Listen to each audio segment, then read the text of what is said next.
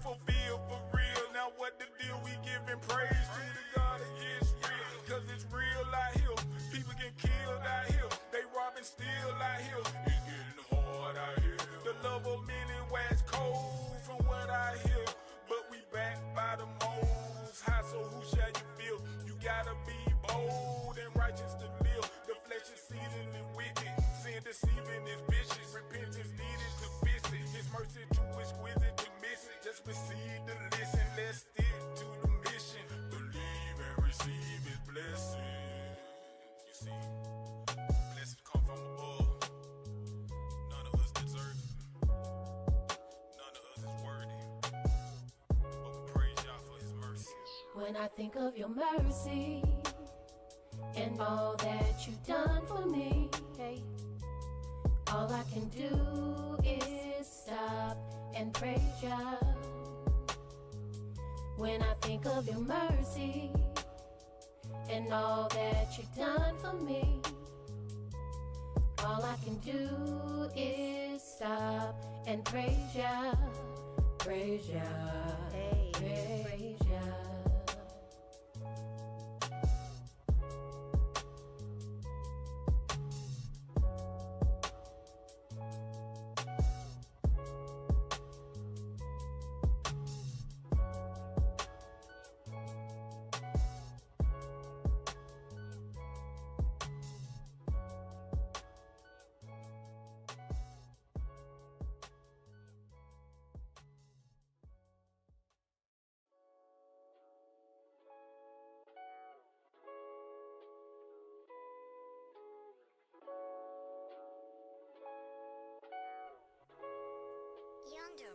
When I think of Your mercy and all that You've done for me, hey, all I can do is stop and praise Ya.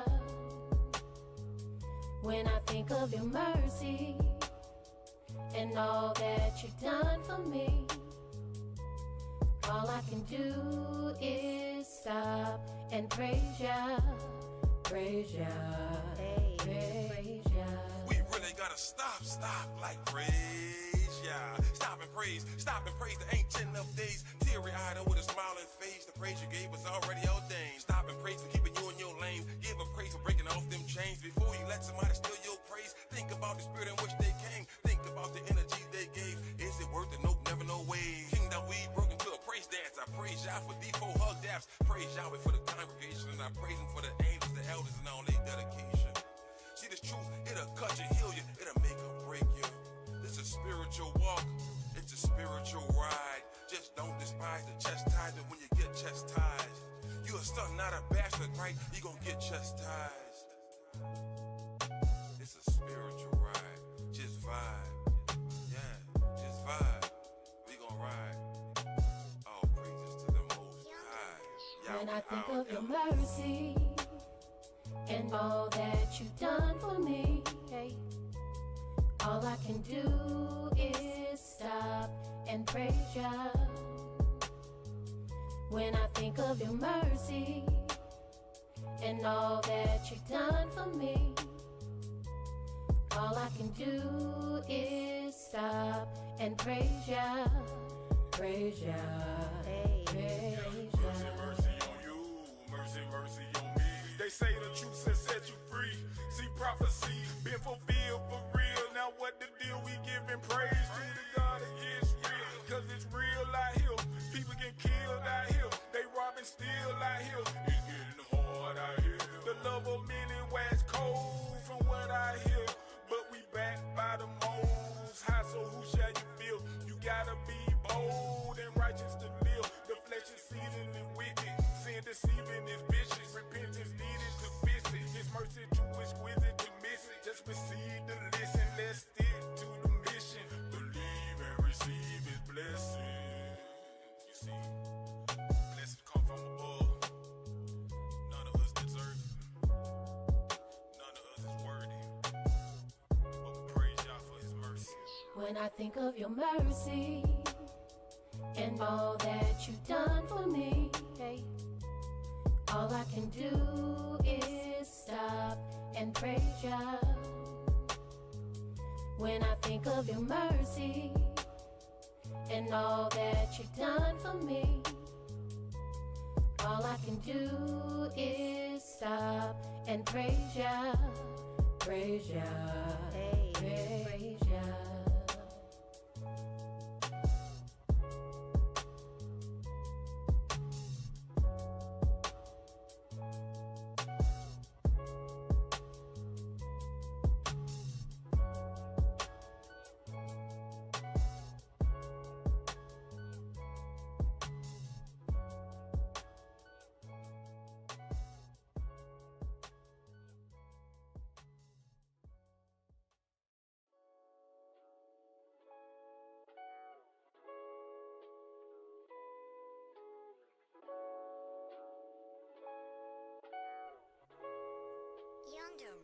When I think of your mercy and all that you've done for me, all I can do is stop and praise ya.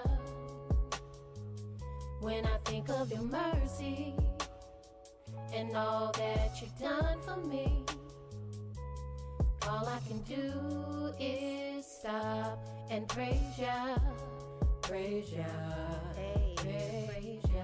We really gotta stop like praise ya. Stop and praise the ancient of days. Teary-eyed and with a smiling face, the praise you gave was already ordained. Stop and praise for keeping you in your lane. Give a praise for breaking off them chains. Before you let somebody steal your praise, think about the spirit in which they came. Think about the energy they gave. Is it worth it? Nope, never, no way. Kingdom we broke into a praise dance. I praise y'all for D4 hug daps. Praise Yahweh for the congregation, and I praise him for the angels, the elders, and all their dedication. See, this truth, it'll cut you, heal you, it'll make or break you. It's a spiritual walk, it's a spiritual ride. Just don't despise the chastisement when you get chastised. You a son, not a bastard, right? You gon' get chastised. It's a spiritual ride, just vibe. Yeah, just vibe. We gon' ride. All praises to the Most High. When I think of your mercy and all that you've done for me, all I can do is stop and praise ya. When I think of your mercy and all that you've done for me, all I can do is stop and praise ya, praise ya, praise ya. Mercy on you, mercy on me. They say the truth has set you free. See, prophecy been fulfilled for real. Now what the deal? We giving praise to the God of Yisrael. Cause it's real out here. People get killed out here. They robbing still out here. It's getting hard out here. The love of many wax cold from what I hear. But we backed by the Most High, so who shall you feel? You gotta be bold and righteous to live. The flesh is seething and wicked. Sin deceiving is vicious. Repentance needed to fix it. His mercy too exquisite to miss it. Just proceed to listen. Let's stick to the mission. Believe and receive his blessing. You see, blessings come from above. None of us deserve it. None of us is worthy. But we praise y'all for his mercy. When I think of your mercy and all that you've done for me, all I can do is stop and praise ya. When I think of your mercy and all that you've done for me, all I can do is stop and praise ya, praise ya, praise ya.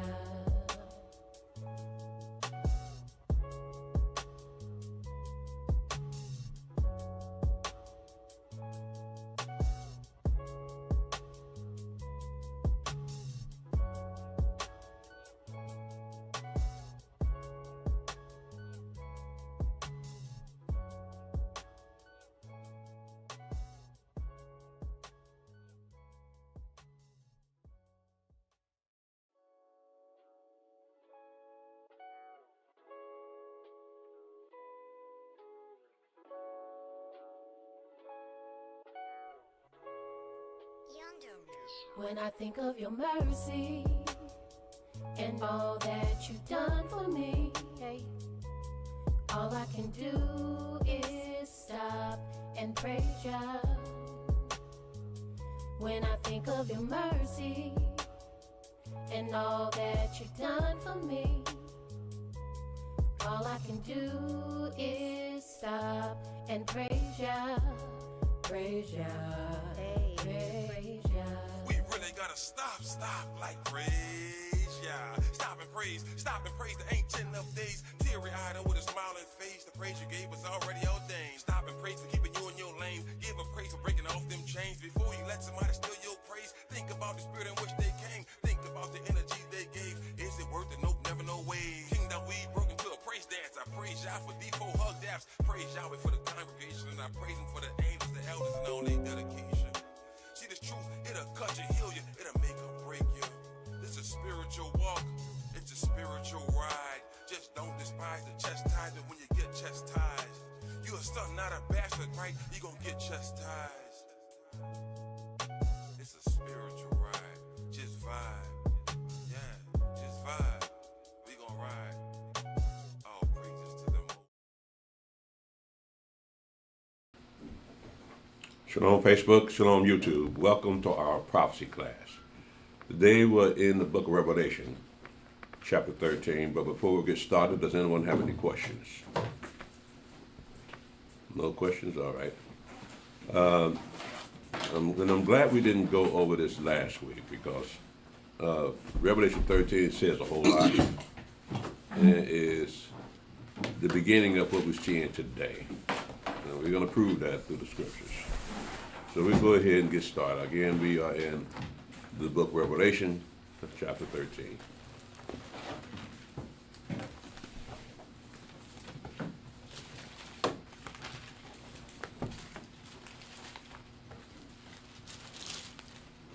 Revelation chapter 13, verse 1. And I stood upon the sand of the sea, and saw a beast rise up out of the sea, having 7 heads and 10 horns, and upon his horns 10 crowns, and upon his heads the name of blasphemy. This is John the Revelator in his visions that he's seeing. Go ahead, Brother Stephen. And verse 2. And the beast which I saw was like unto a leopard, and his feet were as the feet of a bear, and his mouth as the mouth of a lion. And the dragon gave him his power and his seat and great authority. Now, keep that image in your mind about in verse 2 when it says, and the beast which I saw was like unto a leopard, and its feet were as a bear, and his mouth as the mouth of a lion. Right? Well, let's go to Daniel chapter 7. You're going to see some similarities in the descriptions of these empires.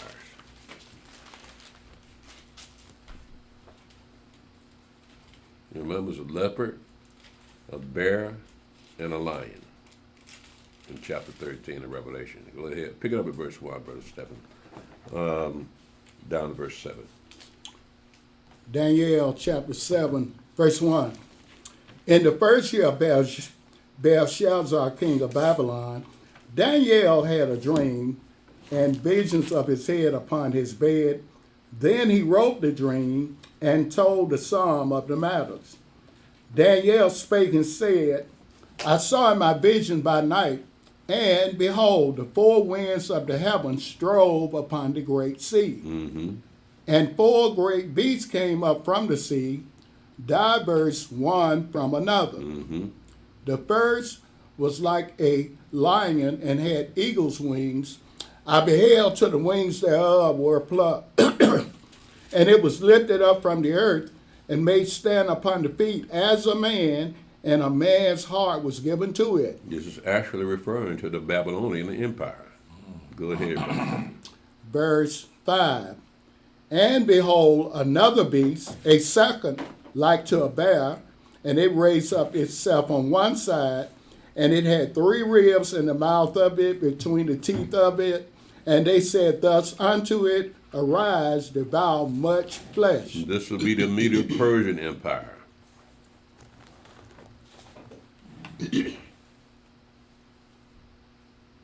Good. Daniel chapter 7, verse 6. After this I beheld, and lo, another like a leopard, which had upon the back of it 4 wings of a fowl. The beast had also 4 heads, and dominion was given to it. This would be represent the Greek Empire. So we're looking at the same description that we have in Revelation chapter 13 in verse 2 of that beast the vision that John the Revelator saw. So we had 3 of those heads described right here in these kingdoms, these empires. Read verse 7, Brother Stephen. Daniel chapter 7, verse 7. After this I saw in the night visions, and behold, a 4th beast, dreadful and terrible and strong exceedingly, and it had great iron teeth. It devoured and brake in pieces, and stamped the residue with the feet of it, and it was diverse from all the beasts that were before it, and it had 10 horns. So again, this represents the Roman Empire. So we got empires being described in Daniel chapter 7. These empires have come and gone except for the last empire that we read here in verse 7. This last empire is still here. It just has adapted to another form. But we're talking about the Roman Empire, so we got Roman Empire, the vestiges of the Roman Empire in Europe and in America. So the Roman Empire, besides that, that's the last empire that is mentioned. That Yahweh does not recognize any more empires after this. So let's go back to Revelation 13. I just wanted to point out the similarities in the beast that John the Revelator saw and the beast that Daniel saw. In verse 2, in the Revelation 13, verse 2, it says, and the beast which I saw was like like a leopard. Again, that's the Greek Empire. And his feet were as the feet of a bear. That would have been the Medo-Persian Empire. Let me get some water.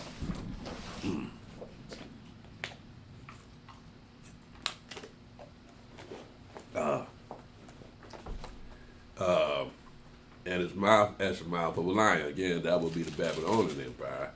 But we have another portion of that verse that says, and the dragon gave him his power and his seat, which is a throne, and great authority. Now, in chapter 13, you're going to be talking about 2 beasts. I just give you heads up. And this is just got sugar in it. Recolor. I can't eat sugar. Oh, thank you, Lord. I'm always prepared. What's up with that? You don't have to wait on nobody. I mean, as soon as you was coughing, she was working. Yeah. It's amazing. Got your phone charged. I mean, yeah. Yeah. Can't ask. Praise God. That's the whole package. The Hebrew woman right there. They say you ain't got no sugar in it.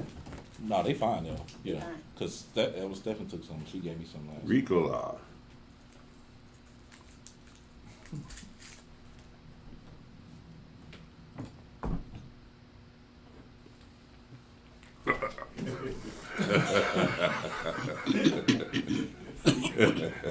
Right. Go ahead, Brother Stephen. Revelation chapter 13, verse 3. And I saw one of his heads, as it were, wounded to death, and his deadly wound was healed, and all the world wondered after the beast. Now, according to the history books, the Roman Empire fell in 476 AD. Mm-hmm. That, as I mentioned before, vestiges of the Roman Empire are still here. But it says, and I saw one of his heads as it were wounded to death, and his deadly wound was healed. Now the world wondered after the beast. So this head here is a revived Holy Roman Empire. All right. So it fell, and now it's back again. Go ahead, Brother Stan. Revelation chapter 13, verse 4. And they worshiped the dragon, which gave power unto the beast, and they worshiped the beast, saying, Who is like unto the beast? Who is able to make war with him? So again, this is the revived Roman Empire. Did you have your hand up? Okay. But there's a new twist here. It says in verse 4, and they worshiped the dragon, which gave power unto the beast. So that means they're going to know Satan's behind all this. And they're going to worship him for what he's doing here. Okay?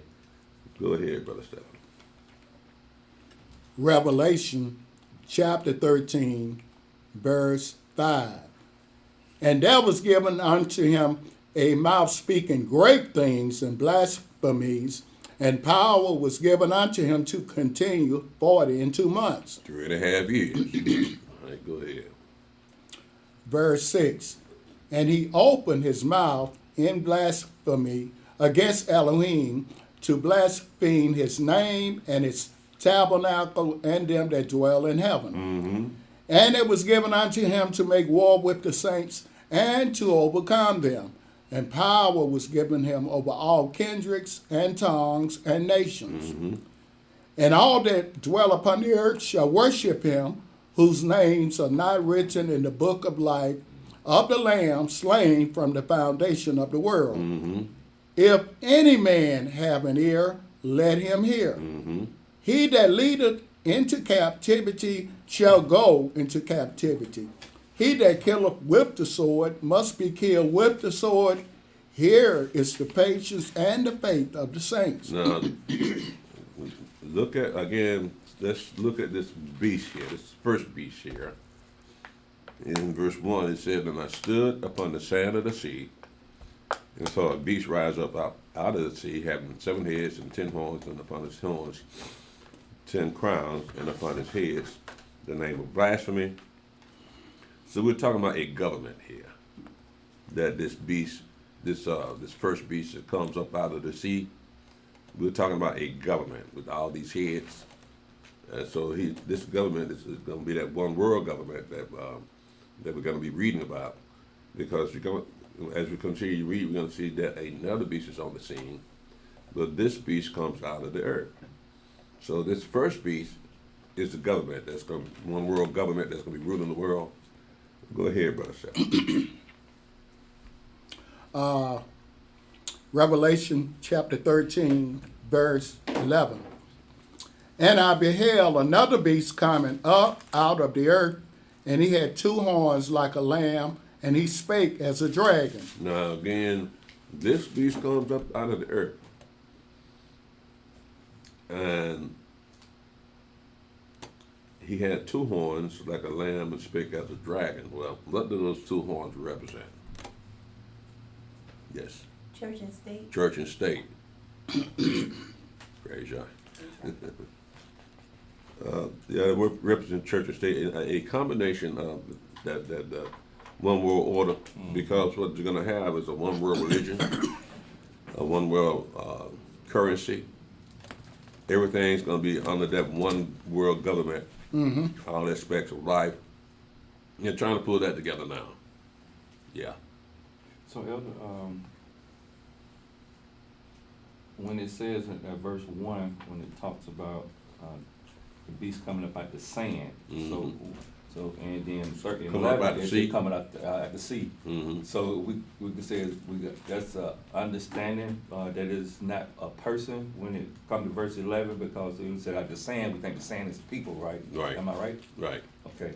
So in verse 11, when it said coming up out the earth, Is there some significance in the one coming out of the water and the earth? So, because I'm trying to get how I know you say it's the government and church. I was trying to see how you get that. When you say you have to understand what it says when it said, I stood upon the sand of the sea and saw a great beast rise up out of the sea. The sea represents people. Okay? So these people, this will be, they will form this government, the revived Roman Empire, and that the seat of the government will be in Rome itself. Yeah. So just like the Vatican is the capital of Rome, these are people that are going to be a part of that Roman Empire. Okay, so again, when we're going to continue, as we continue to read, we're going to see that is one individual that we're talking about here. So this first beast cannot be an individual. This first beast has to be something else. Okay. Because when we read about the second beast, you can see there's a connection to the first beast, but it's going to be more personified in the second beast. Okay? Go ahead, Brother Stephen. Revelation chapter 13, started at 11 again. And I beheld another beast coming up out of the earth, and he had 2 horns like a lamb, and he spake as a dragon. And he exercises all the power of the first beast before him, and causes the earth and them which dwell therein to worship the first beast, whose deadly wound was healed. And he doeth great wonders, so that he maketh fire come down from heaven on the earth in the sight of men, and deceiveth them that dwell on the earth by the means of those miracles which he had power to do in the sight of the beast, saying to them that dwell on the earth that they should make an image to the beast which had the wound by a sword and did live. And he had power to give life unto the image of the beast, that the image of the beast should both speak and cause that as many as would not worship the image of the beast should be killed. And he causes all, both small and great, rich and poor, free and bond, to receive a mark in their right hand or in their foreheads. And that no man might buy or sell, save he that had the mark or the name of the beast or the number of his name. Here's wisdom.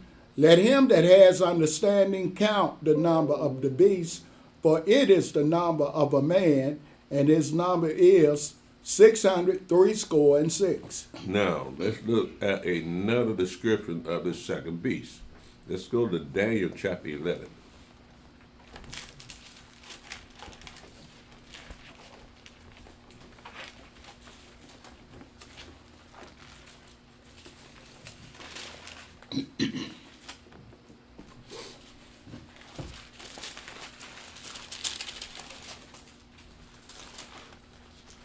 Brother Stephen picked this up at Daniel chapter 36. Now remember, we just read in Revelation 13 that second beast will be able to make the people make an image to the first beast.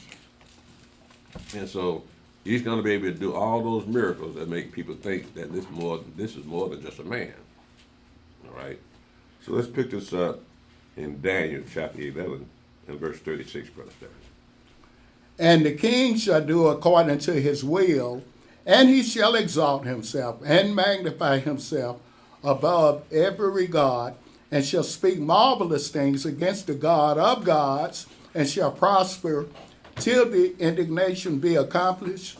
For that is determined shall be done. Neither shall he regard the God of his fathers, nor the desire women, nor regard any god, but he shall magnify himself above all. Now again, listen how the characteristics of this beast, this king here, and this will be according to the one world government. But he's going to have powers to do certain things, just like we just read in Revelation 13. In verse 38, verse 37, neither shall he regard the God of his fathers, nor the desire of women, nor regard any god, but he will magnify himself above all. Now, you can't think of no other religious sect that does not accept women, that accepts women. I'm talking about the Pope, right? If the Pope They'd rather the Pope not be married. It used to be that way, but for some reason, over time it changed. It became a standard that the Pope be not married. So this here says he knows the desire of women, no regard any God. So again, he's going to magnify himself above all gods of the earth. So he's going to be bigger than Allah.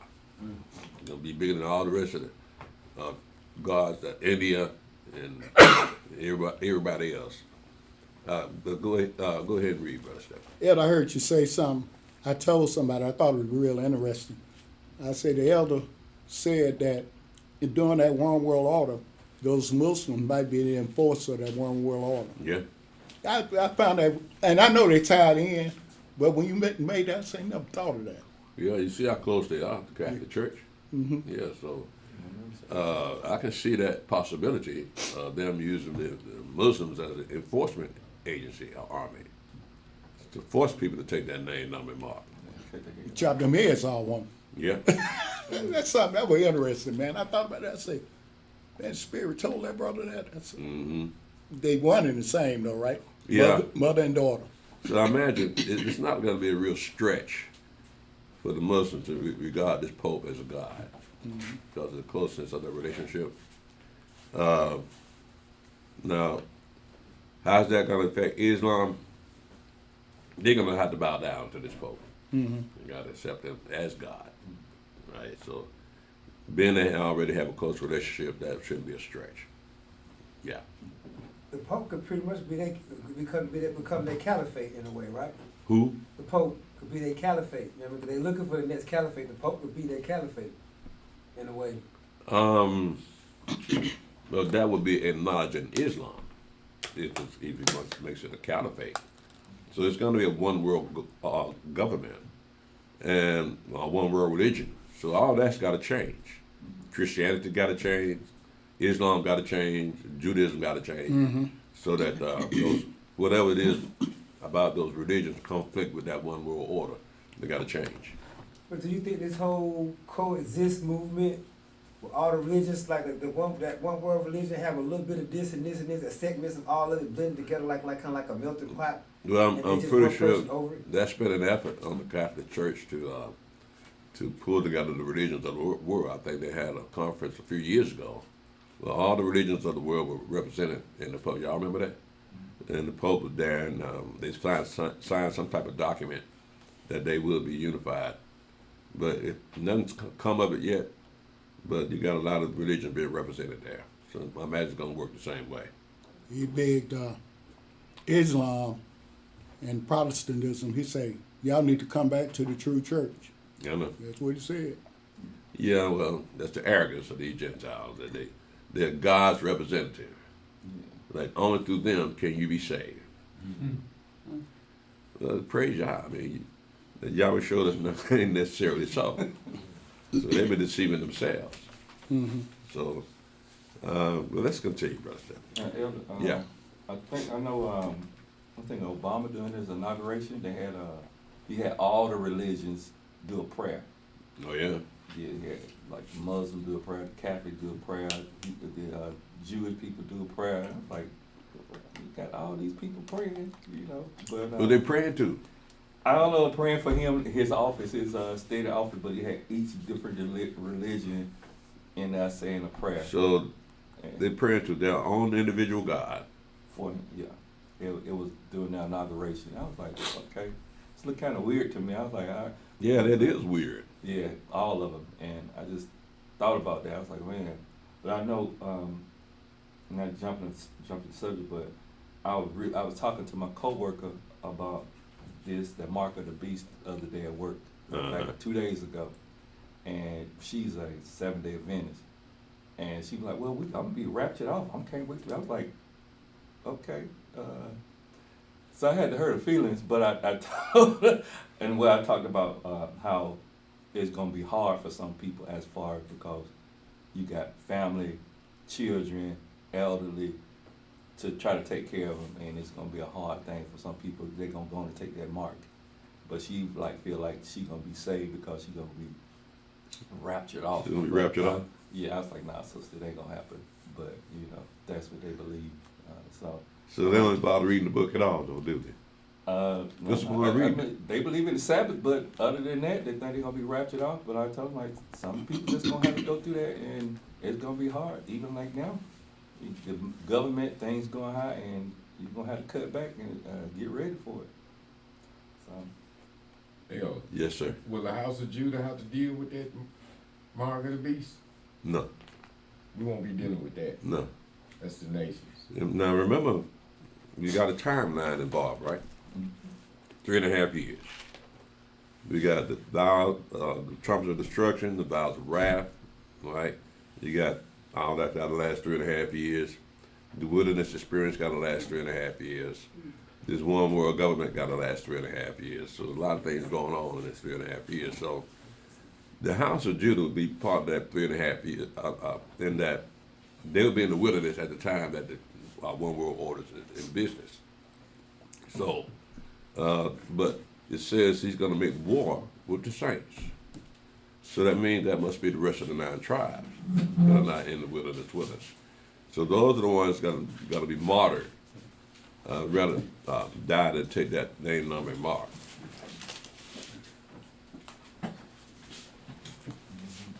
Shalom, Elder.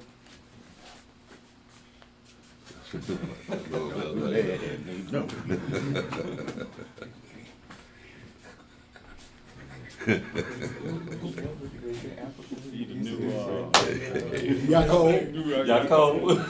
Elder Yaakov did the same thing. Oh, he did. Oh, yeah, he did that all the time. Same thing. It's all good. Just have me no harm, man. All right, again, we're looking at another description of that second beast. We read up in Revelation 13. So now we see him as a king and worshiping God that his fathers never worshiped. In verse 38, but in his estate shall he honor, this is Daniel chapter 11, verse 38. But in his estate shall he honor the God of forces, and a God whom his fathers knew not shall he honor with gold and silver, with precious stones and pleasant things. So that is reminiscent of the image that second beast commanded the people to make, the image to that first beast. So we got the same situation here. We just got it in a different way. Go ahead, brother. Daniel chapter 11, verse 39. Mm-hmm. Thus shall he do in the most strongholds with a strange God, whom he shall acknowledge and increase with glory. And he shall cause them to rule over many, and shall divide the land for gain. Mm-hmm. And at the time of the end shall the king of the south push at him, and the king of the north shall come against him like a whirlwind, with chariots and with horsemen and with many ships. And he shall enter into the countries and shall overflow and pass over. So when it says in verse 40, it says, and at the time of the end shall the king of the south push at him. What's the south? What's south of Jerusalem? Egypt. Right, so whoever's ruling over Egypt, they're going to come after him. And the king of the north shall come against him like a whirlwind with chariots and with horsemen and with many ships. He shall enter into the countries and shall overflow and pass over. So again, this description actually is a description of the Assyrians that were north of Jerusalem. But it's talking to those times, but it's not it's referring to that those times will be here in these times. So we're looking at the people coming against that the Vatican actually. Go ahead, Brother Stephen. Daniel chapter 11, verse 41. He shall enter also into the glorious land, and many countries shall be overthrown, but these shall escape out of his hand, even Edom and Moab, and the chief of the children of Ammon. They have to be here. We don't know who they are. Now we know that the elder taught us that the Palestinians would be Moab and Ammon, because for some reason, whenever they get catching hell from the Israelis, they always go to Jordan. And in Jordan, there's a city called Amman. So that is where they come from. They're not in their land, but that was part of the prophecy that Yahweh goes scatter them out of their own land. Yeah. You read something yesterday in class about the younger shall rule over the elder. Say that again. You said yesterday you read in class about the younger shall rule over the elder with the two brothers. But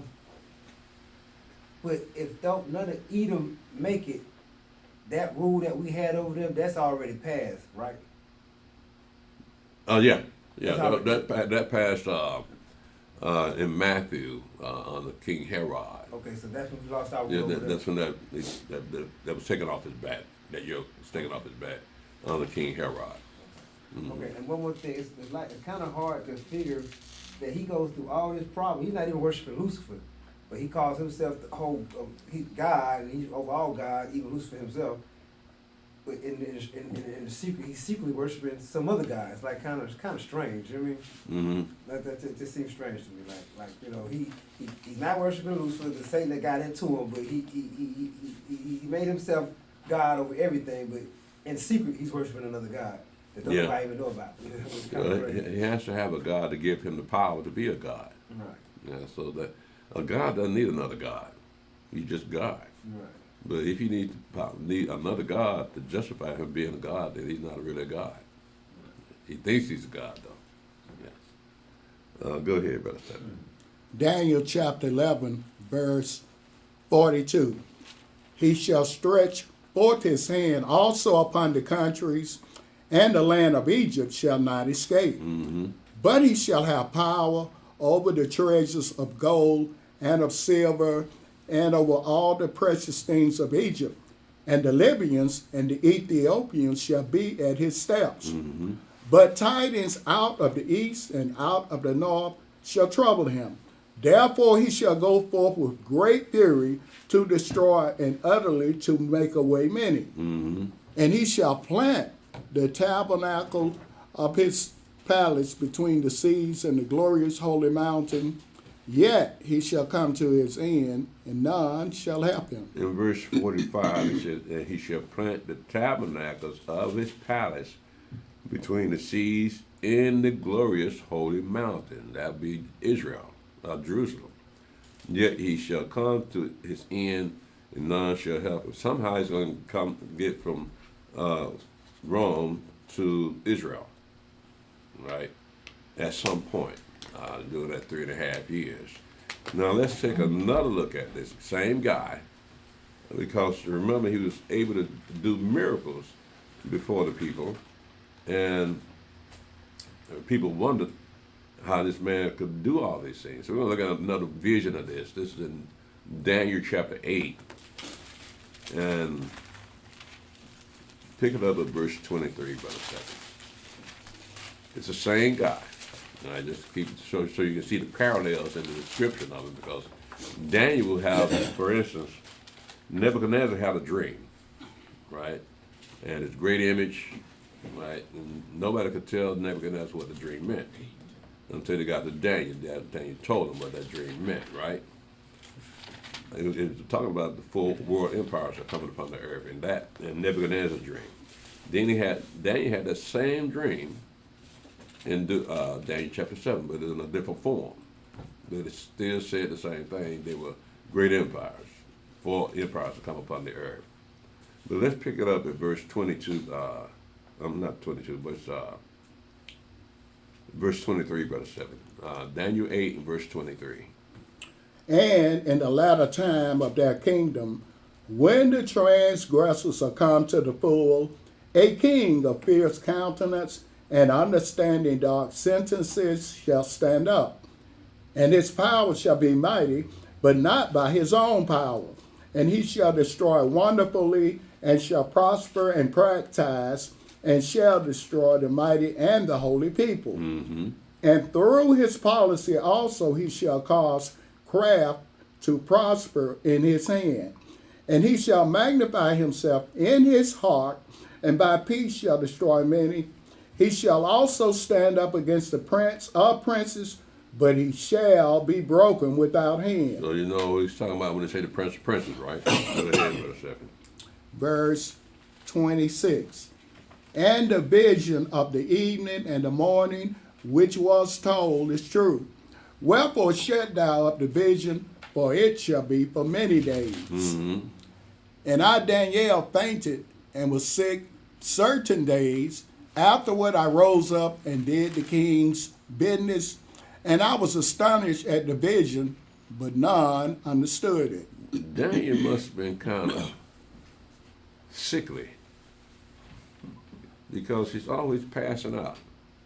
Now, he probably had good reason. I mean, being them angels around him all the time. But it looks like here he doesn't have. It's not in the very best of health. Yeah. You think that because he might have been an eunuch, whatever you pronounce it, eunuch? You think that might have been because he didn't have a lot of testosterone? He might have I don't know. I don't know about what a eunuch thinks about what goes through his mind. He never had a wife. He never had a wife. Family. What? I didn't think Daniel was a eunuch. I thought he just. Well, it doesn't say he was married either. Yeah. Right, but he was the rulers over the eunuch was a eunuch himself, right? So he was ruling over Daniel and his three buddies. So you have to assume that Daniel was a eunuch. Never said he was, but he never got married. But all that passing out, you think that might have something? Maybe had some. He could have been a eunuch or more. Is that characteristics of those people? I don't know. I don't know. But he did a lot. He had no wife. I mean, he might have been. Yeah, it's all bottled up and it's passed out. No. I don't think the two are linked. I don't think that's a connection. He just wasn't in the best of health. And back in them days, they didn't have, what we got today, so he had to suffer with it. I wouldn't say it was suffer, it was sickly. Then he's around those angels all the time, and they pass out whenever they show up. So that might be part of the reason why he's so sick. Yeah. So Elder, I was just about the commandment in the law that says a eunuch shall not be in. So he wasn't going in the temple. Even though he was worshiping Yahweh, they ain't had no temple or nothing like that in Babylon. He's still in Babylon. Yeah. He's still, but that don't mean that you can't worship Yahweh, even though you are that type of person. Even Nebuchadnezzar said, "Don't nobody talk about the God of Daniel." And them three boys, right? But when the Babylon Empire fell, the Medo-Persian Empire came on the scene, right? So, but in that empire, the people that in the captivity suggested to the king that because they were jealous of Daniel, that nobody should pray to their God until they get your permission first, right? Well, Daniel heard about it, but Daniel had been praying to Jerusalem all along, and he didn't ask the king for permission to pray. So the king put out the order that nobody could pray until they get okay from him. And he busted Daniel and said, "Yep, there he is, king. You got to throw him in the lion's den." Yeah. Right. So that was an order against him praying to his God. So you had that type of thing out there too. Yeah. In verse chapter 11, verse 44, Daniel. My Bible doesn't have no numbers for the word "make." What does that phrase mean? 34? 44. 44? In chapter 11. It says, "But tidings out of the east and out of the north shall trouble him. Therefore he shall go forth with great fury to destroy and utterly make a way many." What's the phrase? It says to be take, or does it mean, if it's not said to be take, what does make away many? What's that mean? Yeah, well, we're going to see the connection when you go to Revelation 17. Yeah, so you're going to have the same scenario. Because the nation's going to turn against it in that too. All right. We finished up Daniel chapter 8, Brother Stephen? Yes. Again, we're looking at this beast. And we're going to see another way of looking at this beast, because the beast is going to be able to cause miracles people to see miracles coming out of him, right? Let's see where these miracles are coming from. Let's go to Isaiah 14.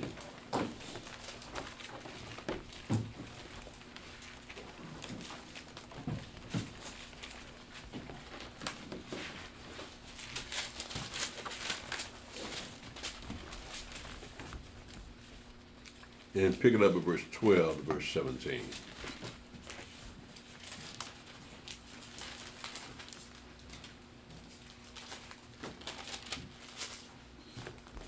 So again, we read in Revelation 13, well, this second beast was maybe able to make fire come out of heaven, right?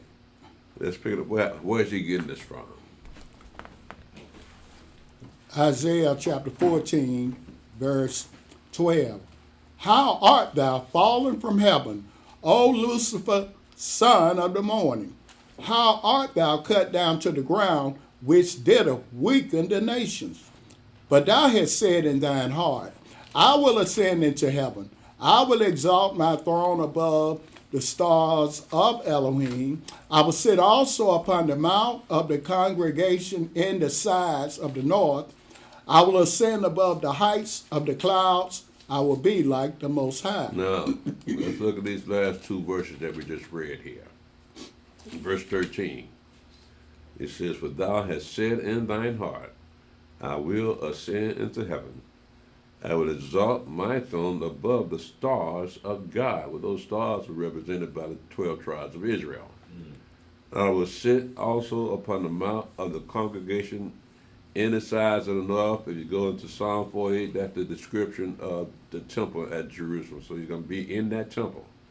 He says, I will sit also upon the mount of the congregation in the sides of the north, that would be Jerusalem, in the temple.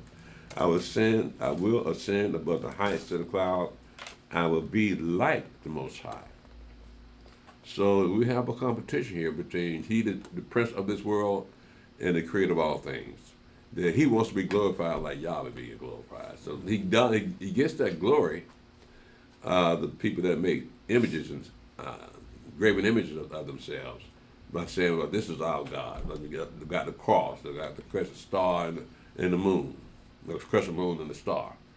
You got all those images representing a God, but Satan is behind all those images. That's why I wish Elder Simeon wouldn't tell people that Christian women that they worship Satan.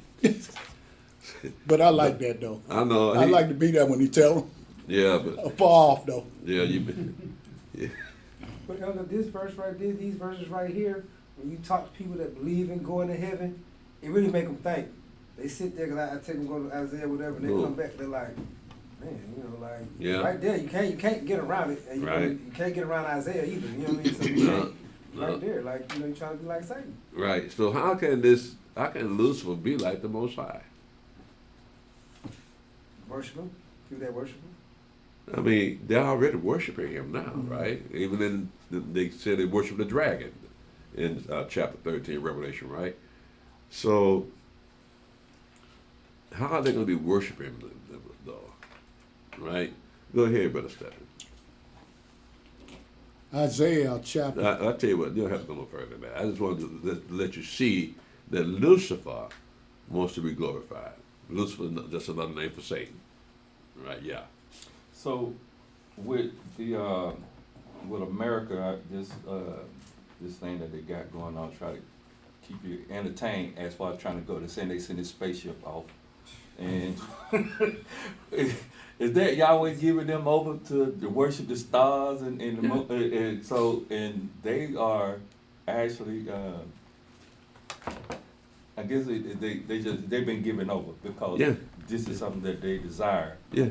And also they try to be like Satan if they given over to that, to worship the stars and the moon, because they got schools and all kind of stuff to. Well, you know, they've always been star worshipers. They gave names, like I said, to constellations out there. And so they watch the skies themselves and marvel at what they see. And sometimes it's a certain pattern that the constellations are in, so they can calculate the days of planting and of reaping. So, and so it was so constant that they put names to them. So you got to wonder, what did that spaceship, how far did it go, or did it go at all? It said they went around the moon. Yeah, but how? I mean, It's 2026. AI got people telling so many lies. so all been AI, It right? gotta be AI. It gotta be there. Ain't no way. Yeah. Around the moon. Circled the dark side and came on back and splashed. Did they get any pictures on the dark side? They took pictures of the dark side. That's what they say. I don't look at it. I ain't See trying to it look was at dark, it. it was black. You can't see nothing, pitch black. Well, But, I mean, with that, man, that's like, now, you trying to go farther, so you wanna go to Mars, so that still, you wanna be like the Most High. yeah, Trying to, go off Yeah. into so-called space. yeah, that's one aspect of a man trying to be like the Most High. Again, he's trying to create man from man by them experimental drugs to make a woman pregnant, whatever they call them, hormones or something, so that the ability for a virgin to conceive is in our hands now, but the fertilization, Fertility. and so she doesn't have to have sex to be a virgin. That's right. But they didn't have that technology back in those days that the Mashiach was born in. But nevertheless, getting back to the subject here, they're describing how this man is going to be able to make fire come out of heaven, right?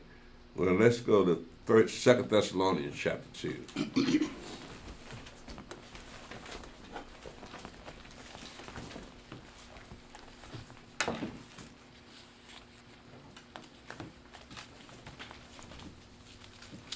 And pick this up in chapter 2, verse 1 to verse 12. So again, we're still describing this second beast that we talked about in Revelation 13. He's going to be able to cause fire to come out of heaven and all those type things. But we're going to pick it up at verse 2 Thessalonians chapter 2.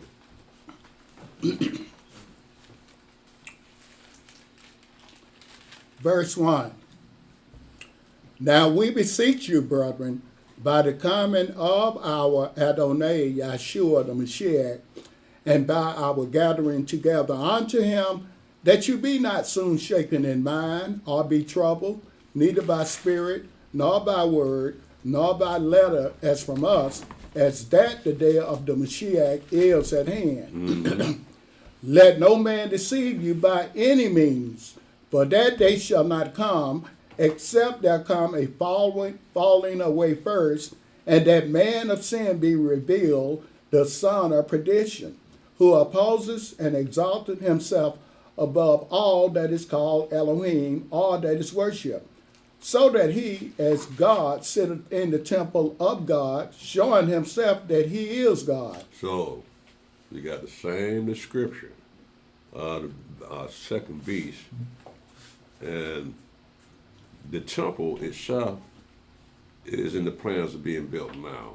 There may have been a delay because of this war with the Palestinians and with the Iranians, but they already have the diagram of the temple. Yeah. You know, they've been talking about, what they call them, I forget the name they call the people that, but they already started to slowly put it out there that the Allah's mosque could be destroyed. You know what I mean? So they started to put that out, talking about some fanatics might destroy Allah's mosque, you know what I mean, what might happen. So they putting that out there now, getting everybody ready that, that's probably finna get destroyed. And they're gonna blame it on Iran, whoever they're gonna blame it on, fanatics, whatever, but they said they already slowly putting out that the Allah mosque could be destroyed. So they won't. It's the Israelis are putting that out there. It's just the news program. I seen a little Chinese dude talking about it, but I don't know how real that is, but it's slowly getting out there that I heard the same thing. they're planning. The fanatics might destroy Allah's mosque because they say Iran shot some missiles at Jerusalem. Why they would do that, I don't know, but that's what they say. They're trying to start something. They're trying to start something. Yeah. So whatever the goal is, they know how that's going to play out in the world. The Muslims gonna nut slam up. Well, what they're saying, they want it destroyed so they can build that temple there. They Alaska Mosque. They want to destroy that. They don't. They want to destroy. But I don't the think they're building. gonna take responsibility for it. They said Israelis is the ones gonna sabotage. Yeah, like they are. No, they ain't going nowhere near that thing, man. They already got it another place. Yeah. So they know there ain't gonna be enough trouble there. But see, the Muslims run Jerusalem, so they can't really just build it there. You know what I mean? So Yeah. So something's got to happen. You know what I mean? Yeah, I know, but that's part of one of their holy sites, Right. Jerusalem, and the Alaska Mosque, the Golden Tower, Gold Dome. That's all the holy sites for Islam, and those are off limits to Israelis. Right. Yeah, so they go after one of them things, man. They got hell on their hands because the Muslims ain't got no damn sense. They'll blow up everything over there. They touch that mosque. Yeah, so I don't think they're gonna do anything to it. It's just rumor to get people upset. The Muslims, they know how to upset those Muslims. You see them over here. You got a Gentile with a Quran in his hand, and he got a side of pork rubbing it in the Quran. Oh man, he really drinking, man. He ain't care. You know what? And he went around a bunch of Muslims. You know what? They went on that brother page and found out he's not a Gentile. He's Esau, That's Esau. posing as a Gentile. See, the white folks ain't got a chance, man. Yep, he was Yeah. posing as because someone dug deep into his account, and then they found something in it. Because I thought he was a Gentile too, because I seen him going around different places slapping the bacon on the Muslims, like right in Yeah. front of them. But they say no, he's just Esau. He's Yeah. posing as him. Yeah, well, do the rest of the people know? I mean, I he think looked like a white boy, right? Yeah, he looked like one. So, Yeah. so are they accepting him as a white boy, or do they know he's an Edomite? I think someone went on his page and So found out he was there. an Edomite. They Yeah. put it out there. Yeah, they said he was posing, so he's they basically he just causing trouble.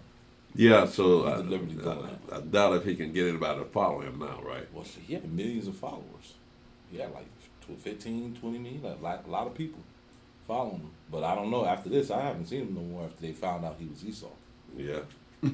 so you know. So they know if he's Esau, then they know they're being manipulated. So, well, like I said yesterday in my sermon, it's too late now. Muslims up in here. We got Muslim representatives in Congress. So they tearing Congress apart. So that's the whole goal, is to destroy America. But then that was Esau's goal too. Yeah, he hate white people. So, Elder, we know it's gonna be, America probably fall from within. Now they got this movement of, since Trump made these things for the state to take over a lot of these financial things as far as with government programs. They want the state to take over, and now you got a movement of people coming out trying to say, represent your state for each state. So, like your state as a political party. I don't know if you ever heard that, but it's each state. They want each state to do that. So they're gonna end up trying to be like every state against each state, because the people coming out now, because he taking programs away from these states, and they want you to come out and start representing your state, Mhm. each individual States state. to govern, Yeah, states to start governing States themselves. to start governing themselves. Because it look like the government is breaking down. Yeah. So like it's like, hey, state, you're gonna have to let the state deal with it.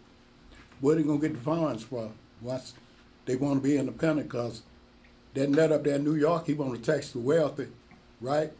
They ain't gonna hit that. They leaving their state in groves. It's Marxism for you. Yeah. But that's why they started, like you said, but that's why they started these states. Like we're blessed. Actually, Yahweh got us in like Georgia is a self-sustaining state. Kemp had it said, now I don't know who's going. He's not running. I think this is it for him. Yeah. Yeah. So I don't know who's coming behind him. But under Kemp, I think Georgia was the top, if not top 3 self-sustaining state in the whole country. Well, who's running for his office this time? The Jones I dude. don't know who's. Somebody named Jones. Burt Jones and Which one of them did Trump endorse? Burt Jones. Well, you got it. Yeah, I know. I was like looking up, like, Yeah. I see the news. They got all Yeah, I'm the, with him. Okay. I'm like, ooh, yeah, they Will got all, Jones, you know, Will the Jackson. signs and everywhere. So it's like, okay. So that's why you see like in Georgia, that's why all the, like they promote, and it makes sense what Owen said, because a lot of states are promoting, trying to get businesses to come and operate within their state. Right. So Georgia, you know, man, Georgia is doing well, Yeah. and I think that's Surplus. primarily, yeah, we got a surplus. We got surplus. You And get money back every year. I mean, if you file taxes, they send you an extra. Last year, 500. Year before that, 500. Year before, they got extra money, and they just give back to the people. That's why businesses are coming here. Georgia and Florida, they doing real good. Yeah, You got the Sanders down there. right.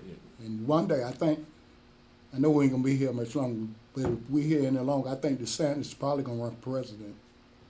Yeah, but Mark Rubio and what's his name, Yeah, except, J.D. Vance, yeah, he got to get past them. yeah, I know. They love J.D. Vance. But I'm saying, they got so much hardware, them But yeah, Republicans. they overflow with talent. That's what I'm saying, Democrats ain't got no. They ain't got nothing. They had nothing for the last 4 years. They asked Kamala Harris, she gonna run. She just bold sit-ups and I think about it. That's Like all I said, I hope the Republicans hope she do run. I think That's a about it. lot. That's a slam dunk right there. Shit, you can call in your vote.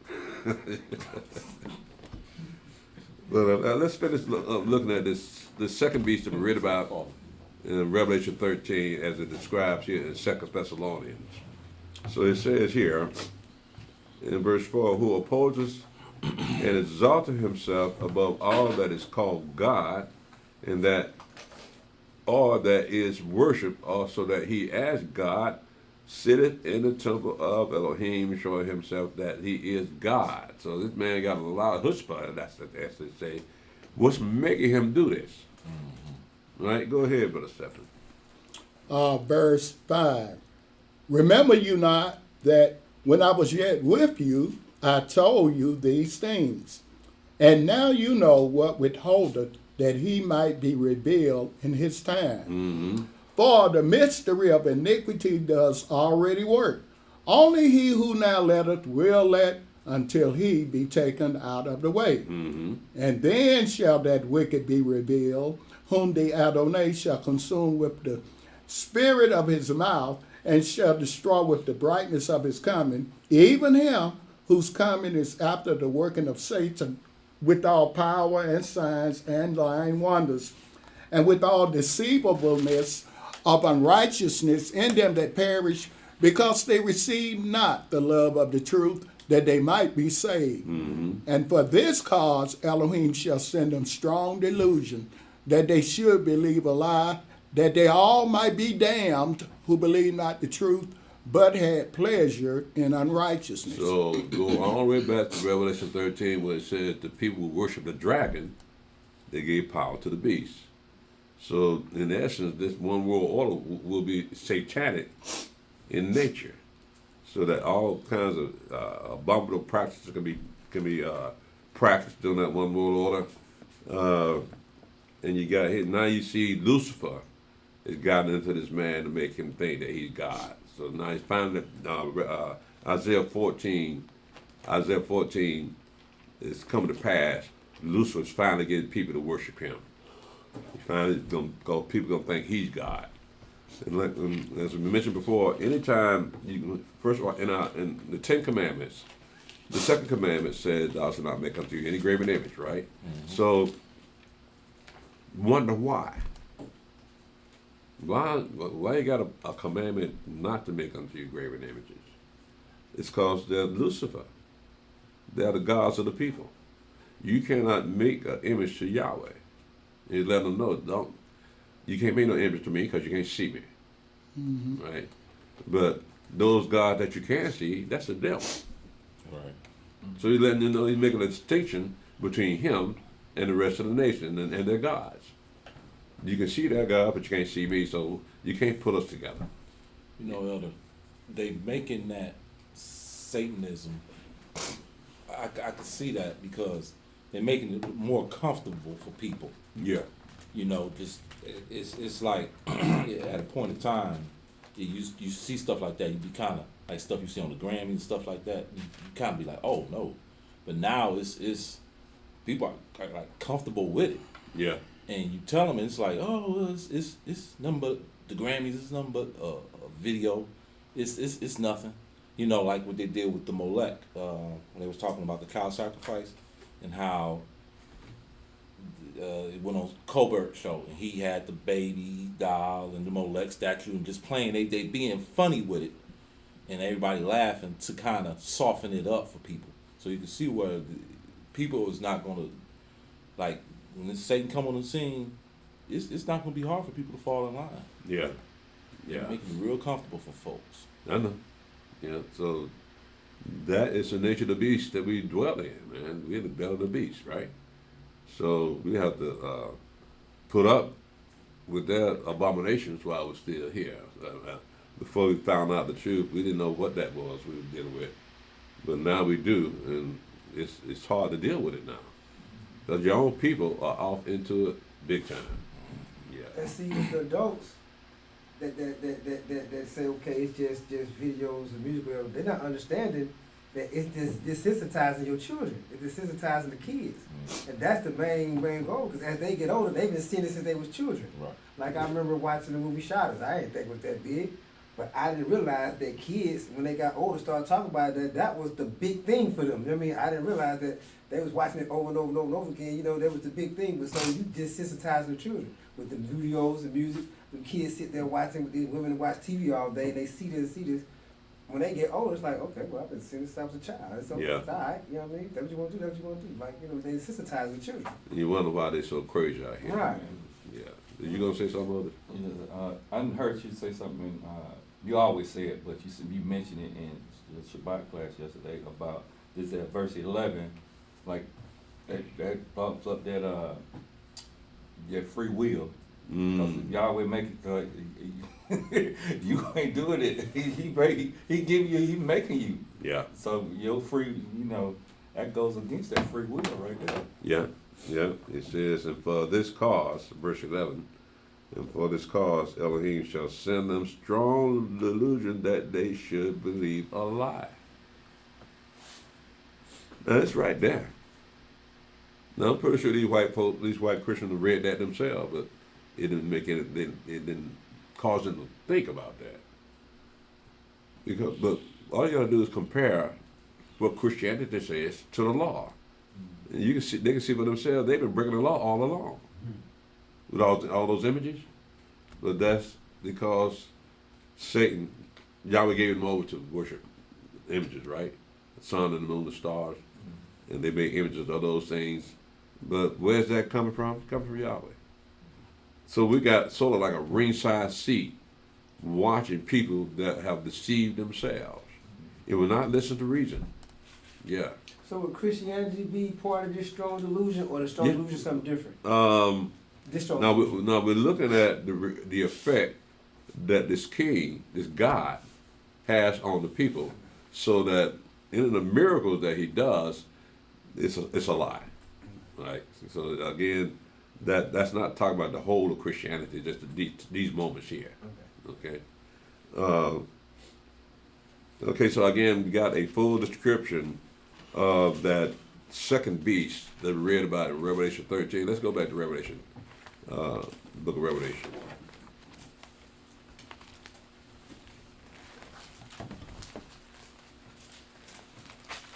And again, we read this when the vials of wrath, the trumpets of destruction, the vials of wrath are poured out.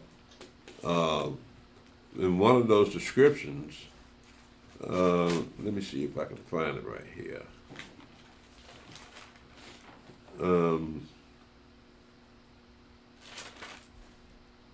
Let me see, hold on a second.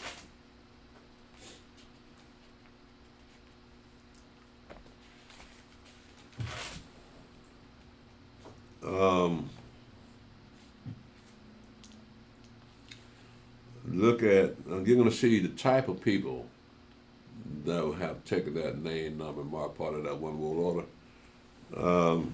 In Revelation 9,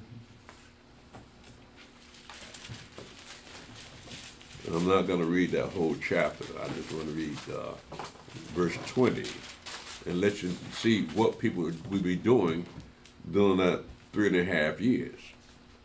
And the rest of the men which were not killed by these plagues, yet repented not of the works of their hands, that they should not worship devils and idols of gold and silver and brass and stone and of wood, which neither can see, nor hear, nor walk.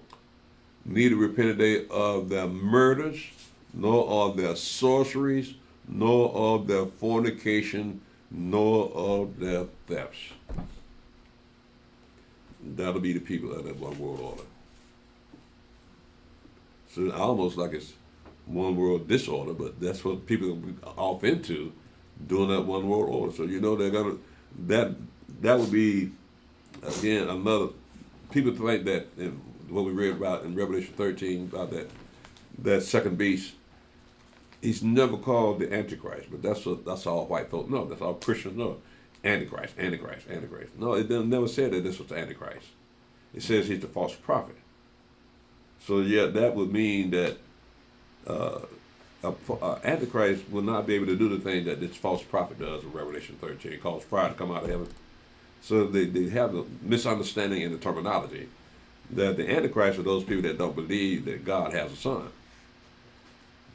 So you look at the Muslims, they're the Antichrist from top to bottom.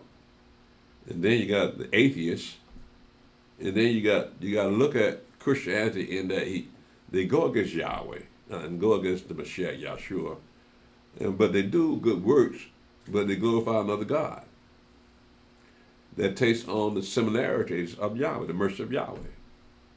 And so, who imitates Yahweh? Satan. Just like when Moshe and Aaron went to Pharaoh, and Moshe told Aaron to cast his rod on the ground and turn into a serpent, and the magicians did the same thing, right? So, which one was true? The one that Aaron's rod became, or the rod that the magician became? Because they did the same thing, right? So that's the same situation here. So, but Aaron's rod, serpent ate up their serpents. So what did they get the power to turn the rods to serpents? Satan. The magicians, they got it from Satan. Yeah, that's Satan imitating Yahweh again, right? So that's why it's so easy for Satan to deceive people into worshiping him, because since Yahweh put it in the hearts of these Gentiles to worship the sun and the moon and the stars and the host of heaven, they have always been pagan. So they took our book and decided to make a God that's written about in our book their God. So they're talking about the Son of God, making it their God, right? But they got images of it. Well, again, that's Satan, but they don't know it. When Mashiach first called Paul, he told Paul, I want you to go to the Gentiles to turn them away from Satan, right? Well, they had an image of Satan, a throne of Satan, in the land already. Not Satan, but Zeus and Jupiter, right? But again, that's the image of that God, which is Satan. They don't realize it, but that's the image of Satan. So the book declares itself. But who reads this book? So Christianity ain't about what's written in the Bible. It's about Jesus Christ. That's all. Doing everything. He died for your sins. Boom. That's all they got. That's the only doctrine that they have. So what about the rest of the book? Haven't you read the rest of this book? Of course not. It wasn't meant for them. It was meant for us. And like I say, they did a good job. Yahweh picked the right folk to translate our book, because we can understand it better than they can. Only because it's Yahweh's will. Yeah. Let's go back to where we were, Revelation 14, Brother Stephen.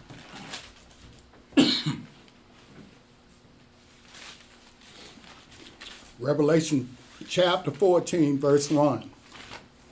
And I looked, and lo, a lamb stood on the Mount Zion, and with him 144,000, having his father's name written in their foreheads. These 144,000 of the 12 tribes of Israel.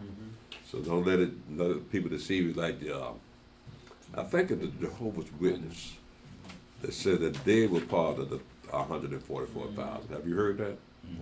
That's the only people that gonna survive. Yeah. 144,000. But that caused a little controversy though, didn't it? Yeah. Because people say, well, what about the rest of us? What's going to happen to us? So again, it shows you that white people should not try to interpret this book. Because they swear to God that God told them that this was going to be so. And how many times did the Jehovah's Witnesses say that Christ was coming back? I think it was, what, 23 or 33 times? Something like that. Yeah. Over and over again, he never showed up. People selling this stuff, Yeah, and then it didn't happen. They jumping off buildings, yeah. shooting themselves, killing themselves, because they did all that for nothing. Yeah. This book is dangerous in the wrong hands. So we can see why. Because they go overboard. Again, you have to have the spirit of understanding to understand what this book is saying. You can't put nothing together piece by piece, a little bit here, a little bit there, and come up with a religion called Christianity. But that's all they're going by. I mean, they don't read anything that the Mashiach taught, but they know all about Paul. So Paul said he going off to heaven, and Christians say they going off to heaven. Paul never said that. They just say that Paul said that, but Paul never said that. Yeah. Let's continue, Brother Stephen. So we got the 144,000 of the 12 tribes of Israel, and we got the Mashiach as a lamb standing on Mount Zion, right? Go ahead, Brother Stephen. Revelation chapter 14, verse 2. And I heard a voice from heaven as the voice of many waters, and as the voice of a great thunder, and I heard the voice of harpers harping with their harps. Mm-hmm. And they sung as it were a new song before the throne and before the four beasts and the elders. And no man could learn that song but the 144,000 which were redeemed from the earth. So they're going to be singing. But look at where they're going to be singing at. Verse 2, it says, and I heard a voice from heaven as the voice of many waters, and as the voice of a great thunder, that I heard the voice of harpers harping with their harps, and he sung as it were a new song before the throne and before the four beasts and the elders, and no man could learn that song but the 144,000 which were redeemed from the earth. So they're going to have access to the second level of heaven. These 144,000 that come from the earth, they're going to have access to the throne up in the second level of heaven, which means they can't appear as they are. Their body's got to change. They're going to be the presence of the creator of all things. Mm-hmm. Flesh and blood cannot inherit that kingdom. So they got to change. Their body's got to change. So now that leads to the question. Now, the 144,000, what if they were married? Some of them were married. I'm going to say all of them, but some of them were married. What happens to the wife? Because remember now, when the Mashiach returns, the dead in Christ can rise up in the air and meet him in the air, right? Mm-hmm. And we that are alive shall meet him up in the clouds, mm-hmm. Right? Well, that means that when the dead in Christ rise, people resurrect the bodies, well, the 144,000 will be raised up also. Their body's going to be changed too. Yeah. Could it be possible that their wife could travel with them as being born of my bone, flesh of my flesh? Their wife just travel with them, like, okay, y'all that's married, your wife get to come along too, so she is her Messiah go and just be in the background as women just sit back. I mean, Let's ask us hypothetically. I know. I want to show it to you. Though. Okay. Let's go to Revelation 8. Only thing I can say, she just won't be his problem anymore. One of them 144,000. Brother Stephen, now again, you said the wife should be with the husband, right? Yeah, The 144,000. Yeah. Brother Steph, Stephen, about inside their husband. I understand, but let's go back to Revelation 8, verse 1, Brother Stephen.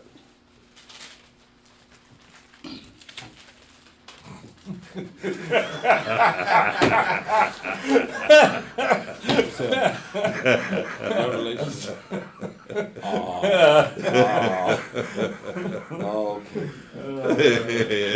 What you want, man? What you want, bro? Just caught it. Revelation chapter 8, verse 1. And when he had opened the seventh seal, there was silence in heaven about the space of half an hour. Hey, man, I'm sorry, bro. I can't say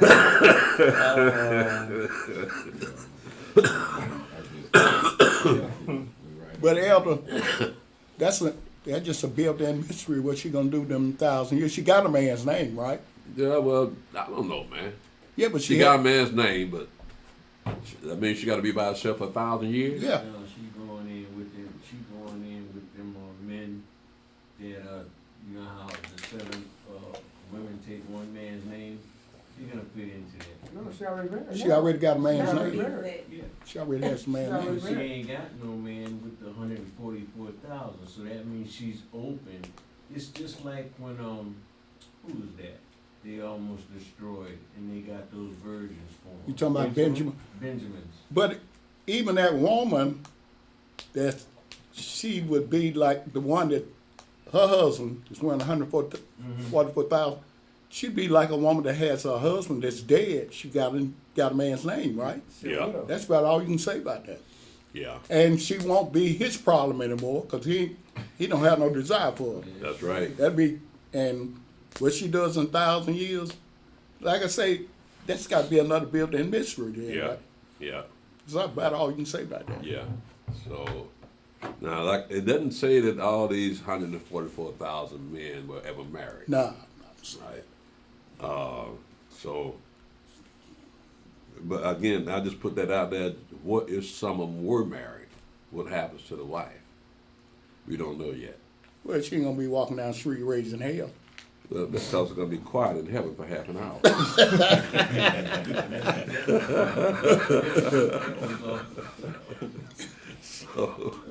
so I hope that answered your question. You see them getting kicked out of heaven. You looking up there, they coming out in wigs falling down out the sky and eyelashes. You see all that. Yeah. You know, all the weed come out their hair, man. Let's go back to Revelation 14, Brother Stephen. Let's see a little bit more of the characteristics of these 144,000 of the 12 tribes of the children of Israel. So, pick it up again at verse 2, Brother Stephen. No, verse 1. Revelation chapter 14, verse 1. And I looked, and lo, a lamb stood on the Mount Zion, and with him 144,000, having his father's name written in their foreheads. And I heard a voice from heaven, as the voice of many waters, and as the voice of a great thunder. And I heard the voice of harpers harping with their harps. And they sung as it were a new song before the throne, and before the 4 beasts and the elders. And no man could learn that song but the 144,000 which were redeemed from the earth. Mm-hmm. These are they which were not defiled with women, for they are virgins. These are they which follow the Lamb whithersoever he goeth. These were redeemed from among men, being the first fruits unto Elohim and to the Lamb. Mm-hmm. And in their mouth was found no guile, for they are without fault before the throne of Elohim. In verse 4, it says, these are they which were not defiled with women. Mm-hmm. For they are virgins. All 144,000. I didn't hear you. All of the 144,000, they're all virgins. Yes. So they can't be married. Hmm. Then they can't be married. You have to look at that in another way. Okay. Okay. Now, what is a virgin? Someone that has not been touched by any man, right? And they maintain that virginity. It says, "These are they," verse 4. "These are they which were not defiled with women." Exactly. Right? For they are virgins. These are they which follow the Lamb whatsoever he goeth. These were redeemed from among men, being the first fruits unto Elohim and to the Lamb. So it says that they were not defiled with women. What the women represent religions. So they maintained their faith in being faithful to Yahweh through his son Yahshua HaMashiach. So they didn't have to look at any other God or any other way of worshiping Yahweh. Right? So that made them virgins. You just clicked something here. You're absolutely right. They stayed with Yah. Let me write that down. We got no virgins among our people, man. It's gotta be spiritual. Yeah. There ain't no virgins among our people. So, but these are the characteristics of the 144,000. Yes. So they have maintained their faith to their husband. So they know not to have worship any other gods like our father did, because Yahweh called our fathers whores, because they worship other gods. So these are virgins. They maintain their virginity. They weren't defiled by other religions, which represent women. Right? Go ahead, brother. So, Elder, when I hear that, it makes me think. I know. Well, now, when you use that word virgin, and you like somebody that's haven't had sex, but when we read scripture and we hear the word virgin, I think of a maiden, young. That's Same thing. Same thing. So we don't think of men being a virgin. Am I?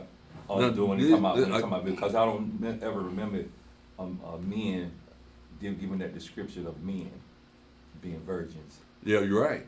Only the women can be virgins. Yeah. Right? But these are virgins here because of their faith and their But it's trustworthy. as a metaphor, though. Yeah, But yeah, it's not literal. Yeah.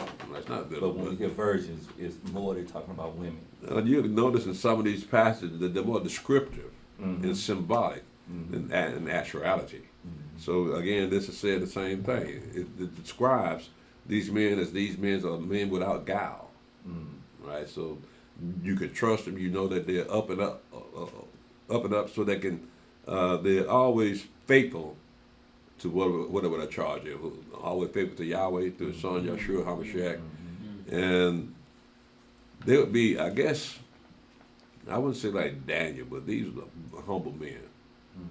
And look where they are, though. I mean, they're going to be redeemed from the earth, but they're going to be also seen up in heaven before Elohim.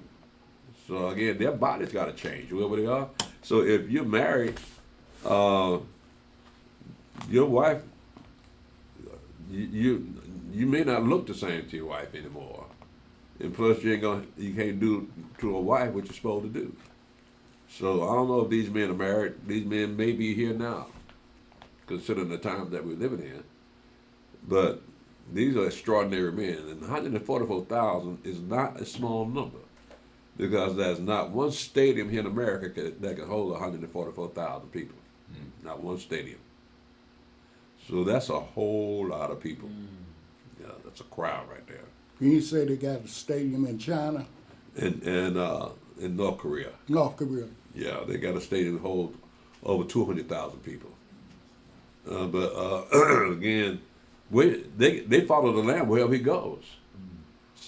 So that's going to be a crowd if the Lamb just walk up on you, all 144,000 with him. But nevertheless, if these 144,000 going to follow the Lamb wherever he goes, but they must be able to do the things that he does too, because the check could pop in and pop out of anybody at any time. So the 144,000 have to be able to pop in and pop out too. So all the logistics of structure, 144,000 men, that means there's got to be a change somewhere on the earth to hold all these men. And if he's, for instance, you may want to talk to the 144,000. Well, where are you going to sit them at?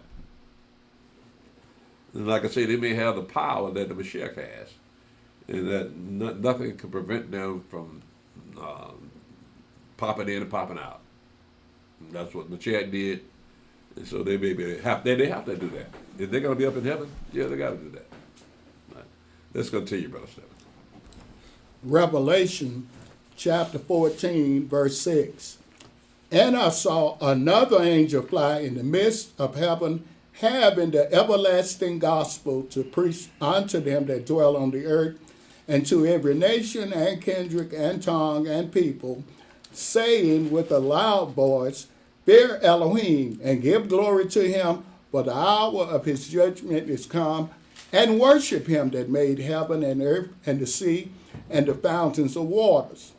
And there followed another angel, saying, Rome is fallen, that great city, because she made all nations drink of the wine of the wrath of her fornication.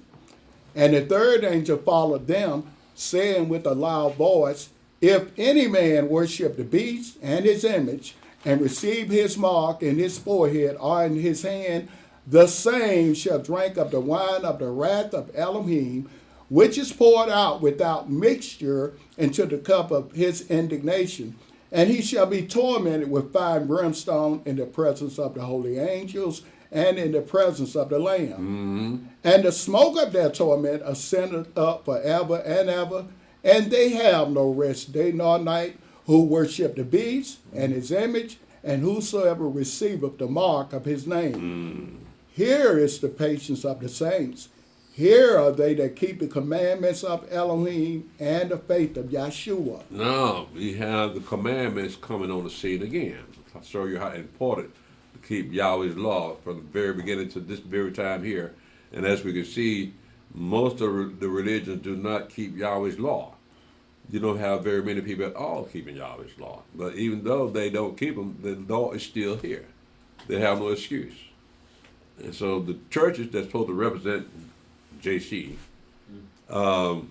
actually represent the Catholic Church, especially when it comes around Christmas time. That's Catholicism. Yeah. Roman Catholicism, that's because Christmas is just another way of saying Christ Mass. People don't pick it up. Don't pick up on that. But they have such a good time with Santa Claus and all the images of Christmas. Let's put it all together. It's just for fun. Mm-hmm. Yeah, but you're worshiping another God. Mm-hmm. He knows when you're sleeping. He knows when you wake. Mm-hmm. He knows when you're good. He knows when you're bad. So be good for goodness sake. He's a God. Yeah. Yeah, he's a God. So who else has those attributes but a God? But that God never tells them what are the instructions on how to be good. Just be good on your own mind. Whatever you think is good, do it. That's just confusion. Because what may be good for somebody else may not be good for you. So what you gonna do with that? Right? There's no reasoning in it. But let's continue, Brother Stephen. So we see that the saints, the people that keep the commandments, are the saints of the Most High. That goes along with, again, the people that will take the kingdom. Saints just shall take the kingdom in Daniel chapter 7. So we see the power of the law and the commandments even into these latter days here. And so now Yahweh is bringing his people back to the commandments, bringing them back to the law, because this is going down, it's coming down, it's coming fast. So we got to be prepared to be saved by being justified to be saved. Because when you keep the law, you're being justified in that you're worth saving. But if you're a murderer, why should you be saved? Yeah. In this verse, it's just speaking about us Israelites. The Gentiles have nothing to do with this verse. No. Okay. No. Like Oda said, they've been given over to worship the sun and the moon and stars, and they that's what they do. And even that because of the idol that they have of JC, they've been given over to that too. It's just that they got the story here in the Bible. They don't have to look at the stars and put a name on them. They just look at the book, the story of the Mashiach, and just make an image of him and have his image all over the world. So yeah, they believe in their images, and so they'd rather choose their image than the Mashiach Yahshua himself. So they'll be able to see him. They're not going to like it either. What about, I was telling you this morning about that AI Jesus. What now? AI Jesus. Oh yeah. Yeah, I saw they got an AI Jesus. They showed him on television. White boy with long dark hair and beard. And you can talk to him, but it's going to cost you some money. It costs you $1.99 per what minute. Yeah. AI Jesus. Man, that's Esau all day, bro. Come on, man. Who else would dare do something to the white man God, bro? Make money off of it. $1.99 for a minute. Yeah, minutes, yeah. To be somebody gonna pay that money, man. I bet you there'll be somebody pay that money. Yeah, they do that with the loved one. It's another one. Like, Oh, yeah? Steph said, with like if your grandparents or sister from out of died, the loved one died, they can do the AI. They do the AI with that, and you can talk to them. Like You can talk to your parents and people that died. Yeah, they do the AI. It's like they just have if you have a recording of them, they do that. They can take that recording, manipulate and the manipulate words. it so they can you can talk to them whenever you want to talk to them. Yeah, they serious with that. Yeah, Burn it down. They And serious. they with need that. to let the dead stay dead, bro. Right. Yeah. Burn it down. It made me think of when I can't see that. they call when King called it said he wanted to bring up Samuel from the dead. Uh-huh. And Oh, yeah. That would make me think of when they talk about that.